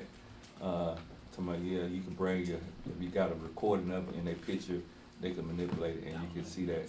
I don't know how much it costs, but they doing it. Yeah, well, they make a lot of money in the black neighborhood. Yeah. Yeah. So let's continue though. Let's see. Let's finish up that chapter, Brother Stephen. Revelation chapter 14, verse 13. And I heard a voice from heaven saying unto me, Write, blessed are the dead which die in the Adonai from henceforth. Yea, saith the Spirit, that they may rest from their labors, and their works do follow them. I'm looking at Elder Yaakov that started in CCI. He died, and he's still here. The works still here. So I praise Yahweh that I'm part of it. Go ahead, Brother Stephen. Verse 14. And I looked, and behold a white cloud, and upon the cloud one sat like unto the Son of Man, having on his head a golden crown, and in his hand a sharp sickle. And another angel came out of the temple, crying with a loud voice to him that sat on the cloud, Thrust in thy sickle and reap, for the time is come for thee to reap, for the harvest of the world is ripe. Again, this is symbolism, right? We're gonna show you why. It says here, and I looked, in verse 14, I looked, and behold, a white cloud, and upon the cloud was one sat like unto the Son of Man, having on his head a golden crown, and in his hand a sharp sickle. And another angel came out of the temple, crying with a loud voice to him that sat on the cloud, Thrust in thy sickle and reap, for the time is come for thee to reap, for the harvest of the earth is ripe. Go ahead, Brother Stephen. Verse 16. And he that sat on the cloud thrust in his sickle on the earth, and the earth was reaped. This is the first resurrection, along with the 144,000. Right, so you read them out the earth now. Let's see what happens with the next one. Go ahead, Brother Stephen. Verse 17. And another angel came out of the temple which is in heaven, he also having a sharp sickle.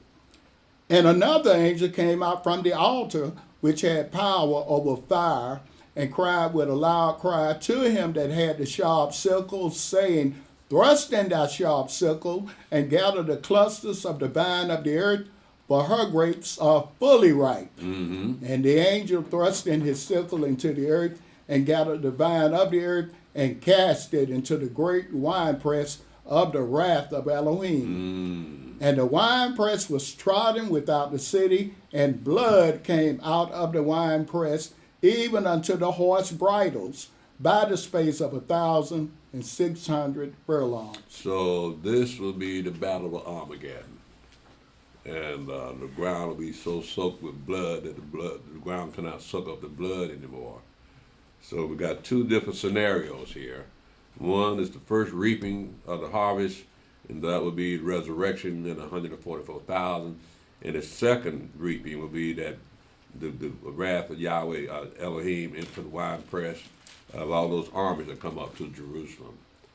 So we got a sequence of events that are happening, and it's also verified in Zechariah chapter 12 and Zechariah chapter 14, when it talks about those armies that come up against this Jerusalem. That would be after the 3.5 years. After the 3.5 years, we should be in the city. And that's what's going to cause all those armies to come up to Jerusalem. And the battle is going to be sore, but it's going to be moved to Armageddon. And that's when Mashiach shows up. All right. I'm going to stop right here and open the floor up for questions. Does anyone have any questions before we dismiss? Good class, bro. Yes. Good class. You just read that Revelation 9 and 20. Mm-hmm. So you read 9, 20, and 21, and you mentioned that as far. So the rest of the men which were not killed by these plagues, yet repented not of these works of their hands, that they should not worship the devil and idols of gold and silver and brass and stone and wood, which neither can see nor hear nor walk.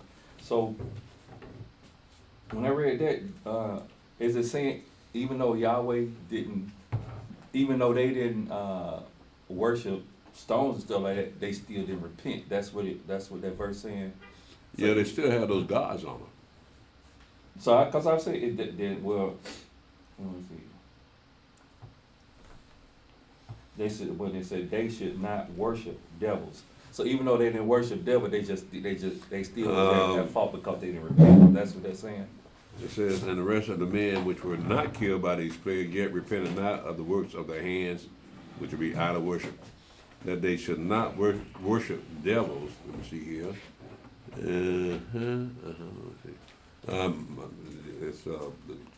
They got reference demons for devils, and idols of gold and silver and brass and stone and the wood, which neither can see nor hear nor walk. Again, he's describing idols that have no life in them, right?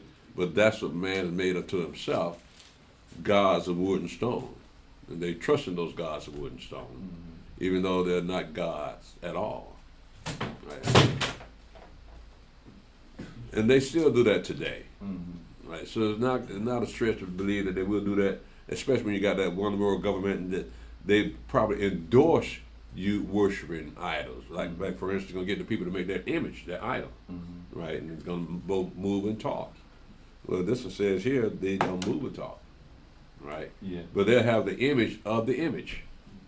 It just made me think, like, even though it says since they would not worship, that they should not worship, even though they weren't worshiping those idols, they still committed sin. Yeah. It said fornication, theft, murder, and, yeah. So you still did it, you repent. Yeah. So you still at fault. Yeah. Yeah. And some people, as you can see, it's already written down, so it's going to go down, whether we like it or not. We're just being made aware that these things are about to go down, and we see why they got to go down. And the Mashiach cannot establish a kingdom with all this going on. So all these people got to die. Yeah.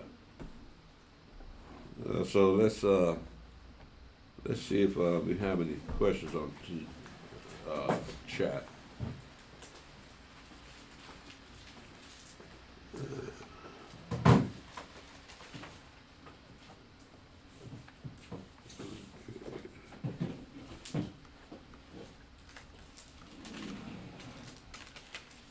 I have Elder Tobiah on on Facebook. I hope that's Yeah. Y'all ain't got y'all stuff out? They really confused.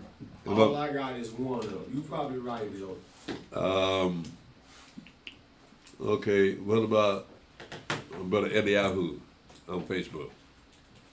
Yeah, I only have, What you got? I just have YouTube up on my. Oh, you just got YouTube? Mhm. All right, well, we'll go ahead and we got both YouTube and Facebook on here, so we just start off with that.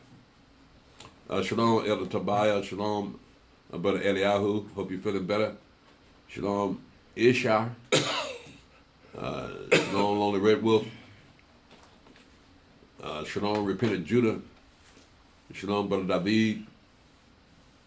Shalom, Susie Garman. Praise God. Shalom, Yahweh Song. Shalom, Cujo Goody. Nah. Shalom, Elder Alahayim. That's Mother Malaka. Shalom, Brother Yaakov. Shalom, Elder Hiram and Mystery yesterday. Elder, I hope you're feeling better. Shalom, Brother Mickey Anderson. Shalom, Humble Rollers. This is Sister Dinah, Naphtali's wife. Well, praise God. Do you need to read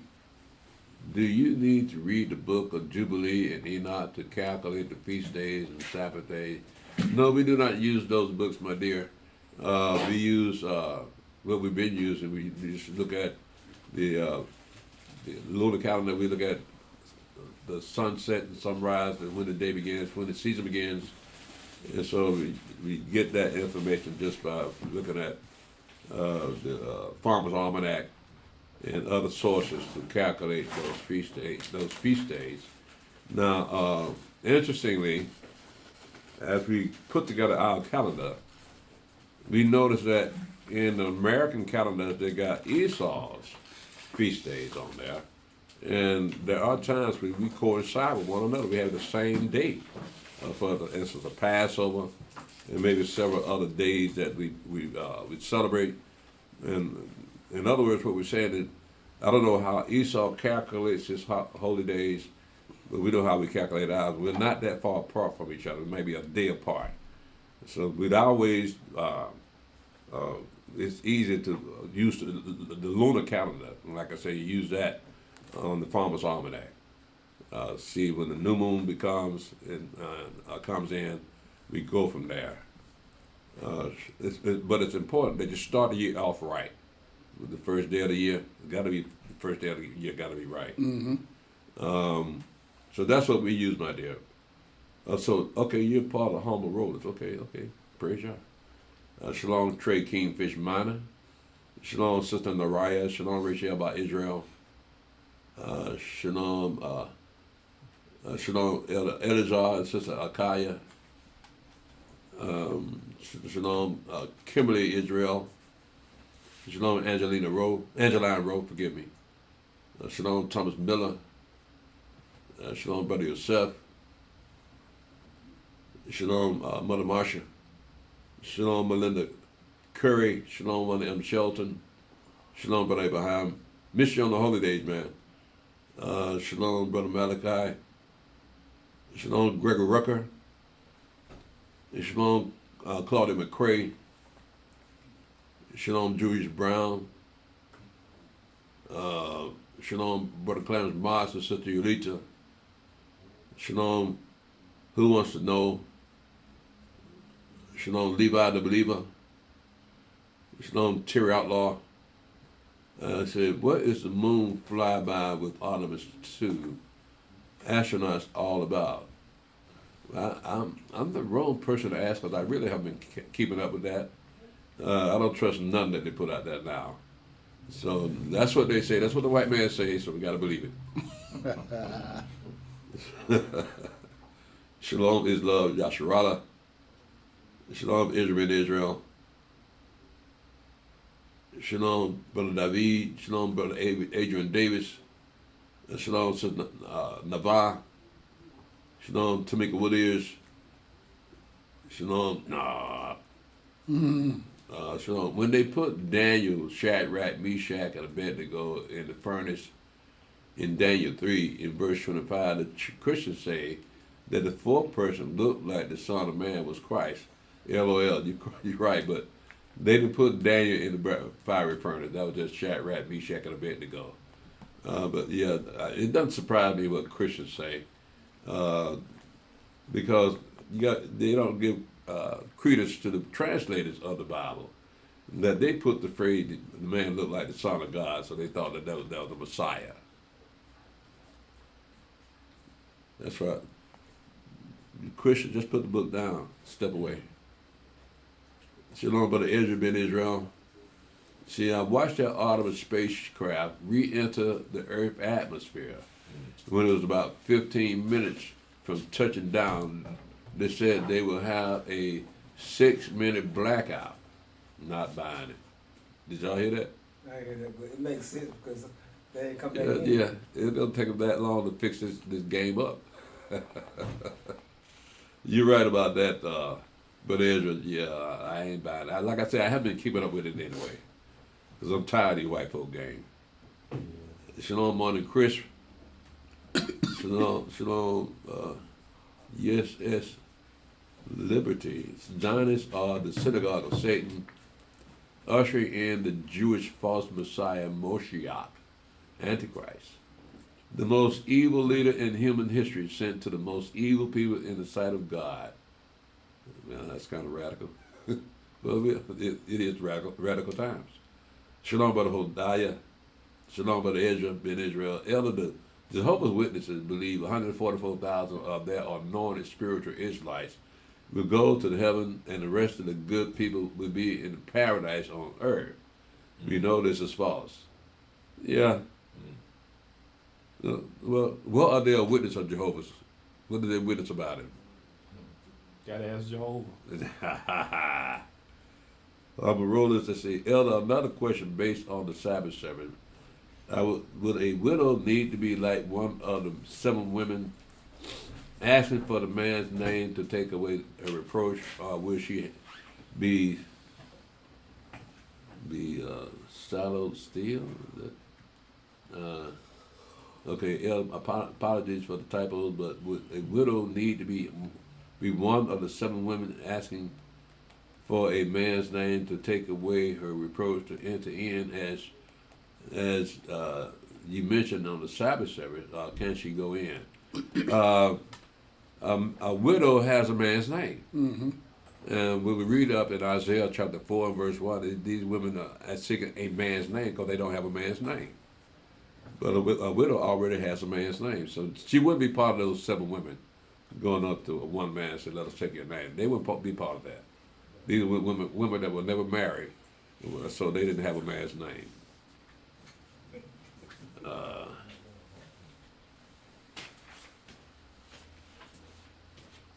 Yeah, they already got names. I think I remember you speaking on this in a study class a while back, but I can't remember fully. Thank you. Appreciate the question, my dear. Let's see, I think that's it. Oh no, here's some more. Yeah, good. Again, thank you for that question, because we got different doctrines out there that people follow, but we've been following the same doctrine for 50 years, so they hadn't done us any harm, and y'all would just give us even deeper understanding, so we will maintain our path, so we won't be, and in fact, build on what we already have. Shalom Samson Turner. Shalom Shabayan Yasharala Elder. Shalom Timmy Turner. Shalom Elder Hezekiah says, Shalom Elder Priest, yourself, and NC family, great class. I love the way that Yahweh allowed the Spirit to teach us. I praise Yahweh for drawing you by His Spirit. Thanks so much. I'm very grateful. Praise Yahweh. Well, praise Yahweh for you, man. Thank you, Elder. I only ask because I've been seeing a calendar going around on social media from others who follow such. Thank you for this. Praise Yahweh, my dear. Keep checking in. Shalom, Brother Benaiah. Shalom, Brother Mikael. Shalom, who wants to know, when Barack Obama became president, they were glad to introduce his new presidential limousine. They called it the Beast, then and now. Well, yeah, if you see what was in that bad boy, yeah, it's a beast. Yeah. That thing could take anything, can't it? Yes. Yeah. Tank. Yeah. Shalom, Sharia, Yasharala, praise Yahweh, Elder NC South family. Always good to hear Yahweh's words, amen. I don't have anything else. Y'all see anything else? That's all I got. Okay. Okay, Facebook, I'll give you 5 seconds to put something else up in here before I shut it down. 5, 4, 3, 2, 1. Oh, too late.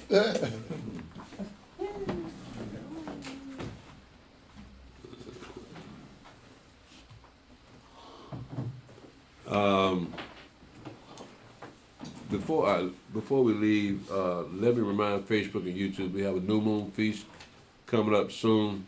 When is it going to be on? 5th day, that Thursday, next Thursday. Okay, so let me invite you out to the new moon feast we're going to be having on this next coming Thursday, which is the 5th day, and be glad to see. Also, we have a history class this coming third day. So don't forget that too.